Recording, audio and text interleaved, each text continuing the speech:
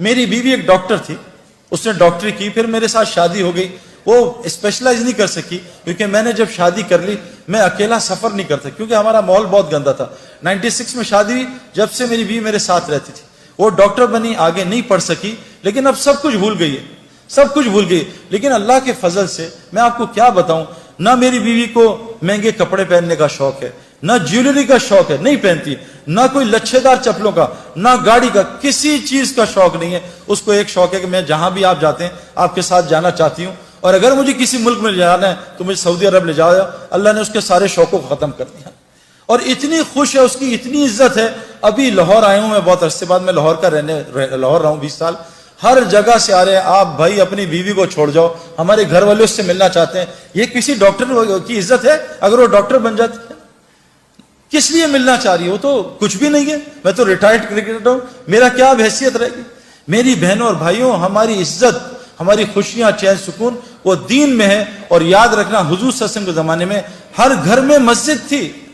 میری بیوی نے گھر میں ایک کونا بنایا ہے جو مسجد ہے, اس کمرے میں نہ تصویر ہے نہ اس, میرے گھر میں ویسے ٹی وی الحمدللہ ہے نہیں, تصویر نہیں, لیکن میری بیوی نے جہاں وہاں چیزیں, کتابیں بھی رکھی ہیں بچوں کی, تصویروں پہ پینسل ماری ہوئی ہے, پینسل, دوائیوں پہ پینسل ماری ہے, وہاں نوٹ بھی نہیں رکھتی, پیسے بھی نہیں رکھتی. وہ مسجد ہے, نہ اس میں تصویر ہے نہ خرافات ہیں. اور وہاں میری بیوی وہ اعمال کرتی ہے جو میں مسجد میں جا کے سیکھتا ہوں, وہ میری بیوی نے جماعت میں جا کے سیکھی. وہ میری بیوی وہاں اعمال کرتی ہے. میں آپ کو بتا نہیں سکتا کہ میرے گھر میں میرے غیر حاضرین چور بھی آئے ہیں.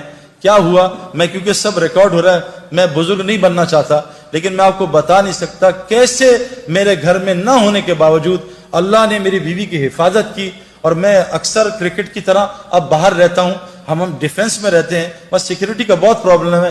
کیسے اللہ تعالیٰ نے میری بیوی کی, میرے بچوں کی حفاظت کی ہے آپ کو بتا نہیں سکتا.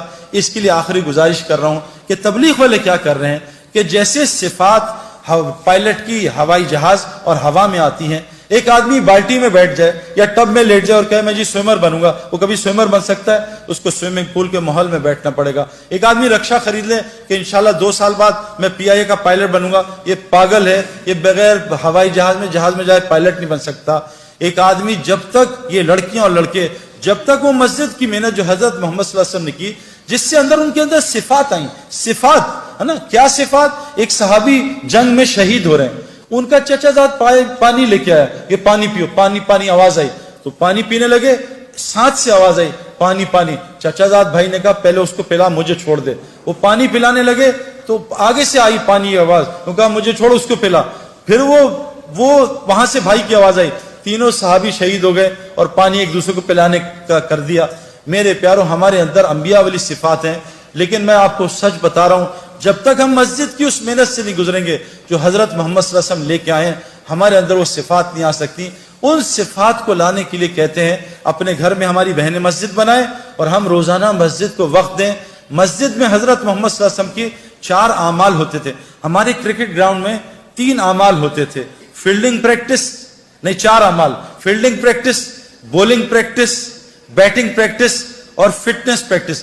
حضرت محمد صلی اللہ علیہ وسلم کی مسجد میں کیا ہوتا تھا, ایک ایمان کا حلقہ لگتا تھا, ایمان بنانے کی پریکٹس. آپ مجھے قسم کھا کے بتاؤ, جھوٹ نہ بولنا, آپ دونوں لڑکے لڑکیاں بیٹھے ہو, بتاؤ مجھے کہ اس سال آپ نے فرشتوں کا کتنا تذکرہ کیا, کس نے کیا؟ مجھے قرآن سے ایک فرشتوں کا واقعہ سنا کے بتائیں, بتاؤ بھی کس نے کیا.